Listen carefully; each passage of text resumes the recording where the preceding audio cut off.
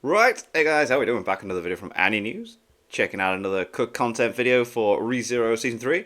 This is covering episode 5, and my god, Subaru goes through some violent and mental stuff in this one. So very intrigued to see what was cut out of this one. We got the big bad lady as well. She's evil. She is damn right evil.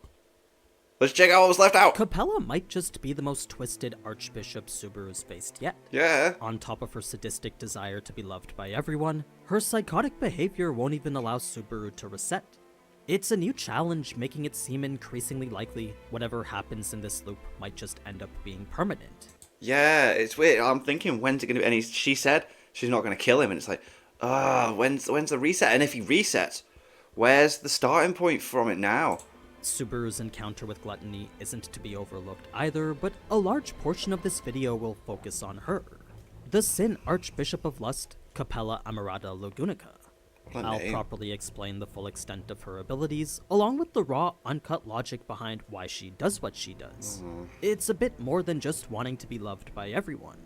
So, let's take a look at this crazy episode of ReZero and see exactly what it is the anime left out from it. Cool. Episode 55, Muddy Stream. Covering Chapter 5 from Volume 17 of the light novel and Chapter 1 from Volume 18.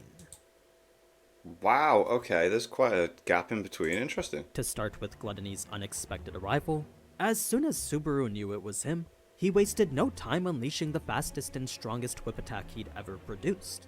In fact, this was without a doubt the greatest blow Subaru had ever mustered in his entire life. Goddamn. The impact would have gouged out skin and flesh alike, but somehow Roy managed to catch it effortlessly. Whoa. Crush had engaged just like we saw next, but in addition to those invisible slashes of wind, she also followed it up with a close-range sword thrust. It was a charge that seemed sure to impale the target in front of her, but once again, Roy had avoided it like it was nothing. With an inhuman display of acrobatics, Roy twisted his body in a way that shouldn't have been possible, then deflected Krush's blade with only his fingertips. It was a counter only made possible by his concealed weapons known as the Tiger Claws, the purple extensions we see him wearing on each of his fingers. Okay, cool. He would then go for a counterattack on Krush, which actually would have hit had Subaru not moved her out of the way with his whip. With him literally carrying her again now, Subaru would run away, serving as the decoy for Gluttony to give chase after. This in turn created an opening for Julius, allowing him to land a direct hit on Gluttony. Unfortunately, drawing a little blood wouldn't be enough to stop him, as by the time Julius had prepared his next attack, Roy was already on his feet, moving again. That looks so cool. So intimidating, like... Whoa. So, even with Julius pressing the attack with a relentless fury of sword strikes, Roy's feral movements were just too hard to keep up with. As we saw in the anime though, it didn't matter if Julius could land a hit or not. So long as Roy was occupied, Krush and Subaru could go achieve their primary goal. That was easier said than done though, since for both Subaru and Krush, ignoring Gluttony was incredibly difficult. I mean, he was the singular goal Subaru had been pursuing for the past year. Yeah, it's been... Time and time again, he'd dreamt of getting the chance to confront Gluttony like this, but now that that chance was finally here, he wasn't even able to stick around for it. Mate, you'd be so pissed off. You would be, wouldn't you? God damn. It was an awful feeling knowing he'd have to let such an opportunity slip through his fingers like this. What had helped him to get over it was the extremely powerful look of conviction Krush gave him while he was contemplating it. It had reminded Subaru that he wasn't the only one affected by Gluttony. As someone who personally had her memory stolen by him, she too knew the key to getting her old self back was standing right in front of them. Even so, the choice she needed to make was clear. Fulfilling her duty would always come before helping herself. Even if it meant continuing to live in a world that was blank when it shouldn't be, that was a price she was willing to pay if it meant helping the people. Damn, that's some strong resolve. Bloody hell. So, as much as their hesitation, reluctance, and regrets encouraged them otherwise, Subaru and Krush knew they both lacked the time and strength to defeat Roy right now. They knew the only right choice was to pursue their true target. So, it was upon crashing into Capella's base of operations that the first thing Subaru would notice would be the media.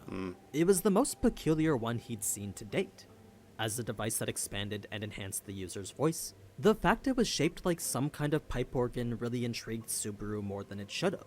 It was a machine solely powered by the magic crystals embedded right into it.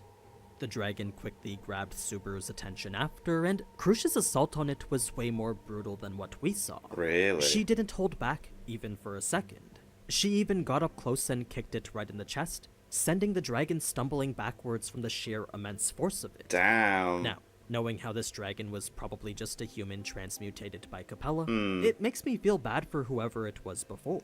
Yeah, I didn't quite. It was. I did think that afterwards, like, oh damn, they brutally attacked this thing, and it's actually just a person.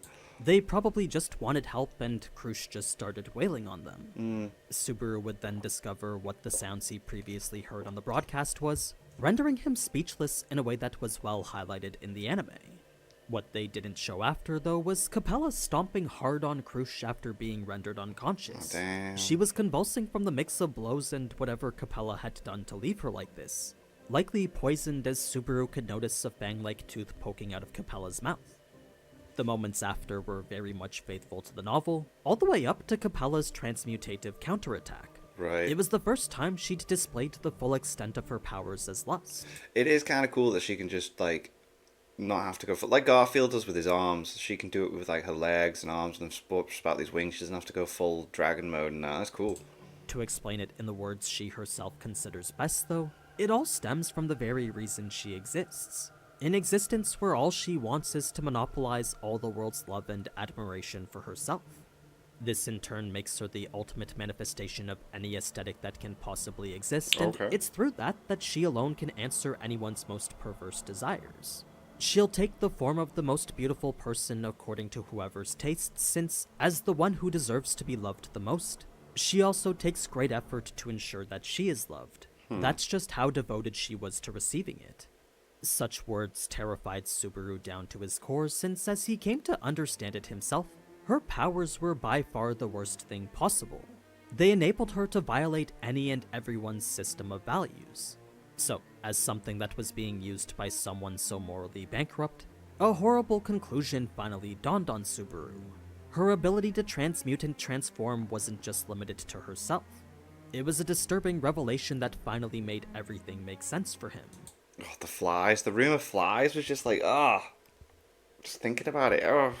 The unnatural buzzing he heard during the broadcast wasn't just the random sounds of insects, it was the transformed humans flapping their wings desperately crying for help. Yeah. With wings that couldn't even let them fly, it was the only thing they could do given their new inhuman form. Ugh. So this solidified Capella's position as a villain amongst villains, since just like the other archbishops, her twisted nature was simply evil. They all were. Wrath toyed with emotions and focused solely on her own self-centered love. Greed forced his values onto others while placing himself above them. Gluttony stole people's names and memories, trampling on their existence. Then Capella simply spat upon the values any normal human knew to respect. She blotted them out in a way that was straight up unforgivable. Now, it was as Capella explained why she did what she did that all the while she'd continue transforming into someone different. It had made Subaru unsure as to who he was even talking to anymore.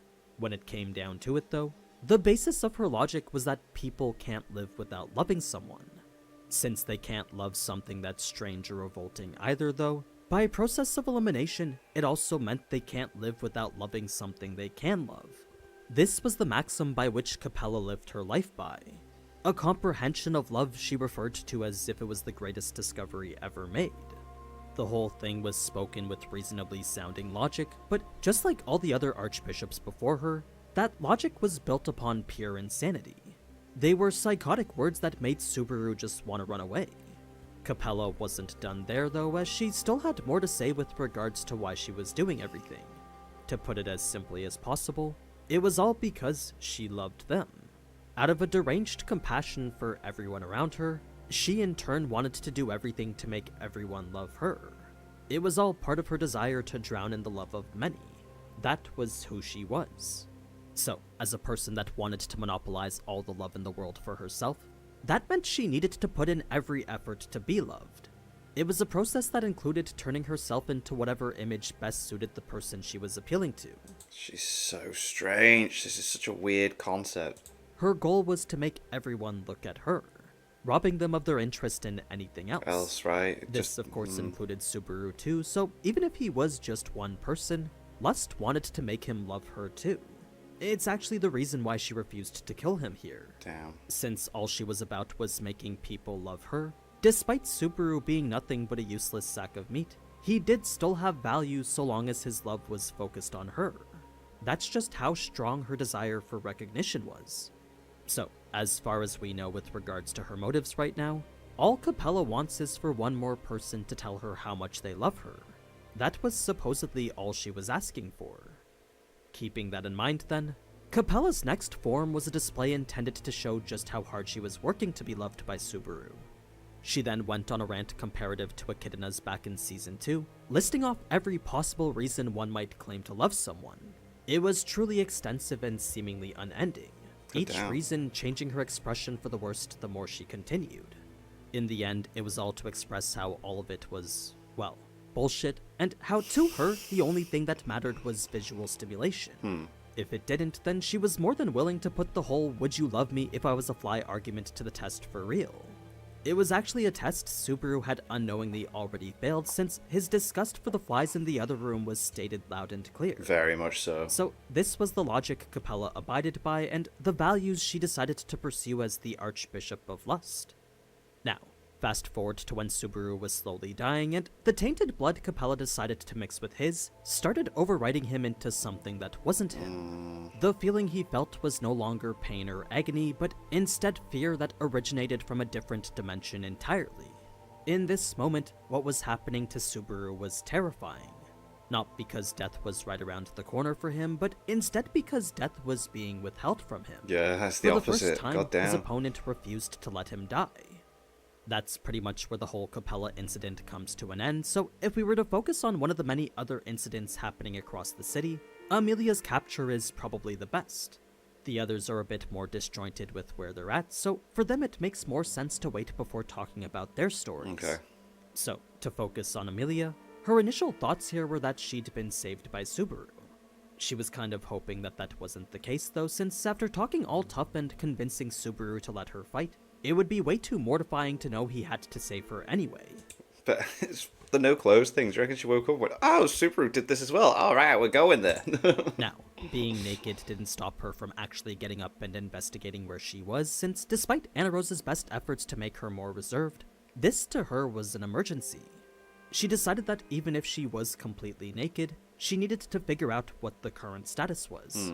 This led her into the halls with only a blanket on, resulting in her first formal meeting with Regulus, a person she barely recognized as the man she bumped into on the street. She doesn't know he's— I mean, come on. I could understand if he was wearing a completely different costume and didn't look like that, but you're not going to forget someone that looks like that. Come on. one of the archbishops attacking the city, nor does she remember him as this person from her past. Come on. There's just no way. Regulus would then approach He wears the same clothes as well. It's so outstanding. My God. Amelia similarly to the way Subaru would himself, but the key difference in the way both of them acted was the lack of warmth Regulus carried when he was speaking to her. There was no compassion or consideration behind any of the words he spoke. None of the flattery she would usually receive when Subaru spoke. So, it was from this alone that Amelia now had a strange impression of Regulus, leading her to feel like something was deeply wrong. She couldn't quite pinpoint what it was, but something about this man seemed eerily familiar. From a distant corner of her mind, there was this vague feeling that she'd met him somewhere. Right there. In any case, there was an uncomfortable intensity with the way Regulus proceeded to ask the question. He first grabbed Amelia by the shoulder, brought himself practically face to face, then asked the question he'd asked all his other wives before her. The reason for such wasn't out of vulgar curiosity though, but was rather simply to confirm the sanctity of the powerful bond they were about to commit to. If they were going to embark on a journey of mutual love and understanding, then both parties needed to fully entrust themselves to each other. No, don't do it, Amelia. It was the only way Regulus believed that they could maintain their relationship. So, with Regulus now closer than he was before, once again, everything about him started stirring the depths of Amelia's memories. His figure, his voice, and his mannerisms all jogged a part of her memory she didn't even know she had. It was a presence almost identical to the menacing feeling she got when facing off against the horde of rabbits. Luckily, Amelia's response was more than acceptable, even going so far as to open up Regulus's third eye for him. What I mean is that Amelia just made it a whole lot more difficult to become one of Regulus's wives now. Before, he'd always used this question as a metric to measure his wife's purity, but now that Amelia had given him an answer he didn't even know was possible, this was the new standard of purity all his future wives would have to live up to. It wasn't enough to just be pure physically anymore. No. For Regulus, their very heart needed to be pure as well now. To even know of the concept that he was asking of, well, that would mean that they were just too impure for him. So this was the new standard Regulus had come to accept here. Anything else would just diminish the value of the position he was offering. But yeah, that's everything we missed from episode 5. Fair enough. There wasn't really much in terms of whole entire scenes cut, but I hope these extra details did give you a bit more appreciation for the villains. No, it does explain a lot more about them and what they're about. Capella's character is certainly an interesting one, Yeah. and I can't wait to see what it is that she really wants. But anyway, if you missed last episode, then you can watch that here, or if you want to see Danmachi cut content, then you can watch that here. Until next time, though, ciao. Ciao. Cool. Yeah, it is interesting to see like what they're actually about and what other people are thinking at the times and that. Amelia, come on, you've met this guy. You've seen him in the flashbacks as well. I could get maybe you wouldn't remember initially from when you were a child, but you've visited those memories in the last season, seen him there. You bumped into him in the street. He's wearing the same clothes. It's very, very outstanding.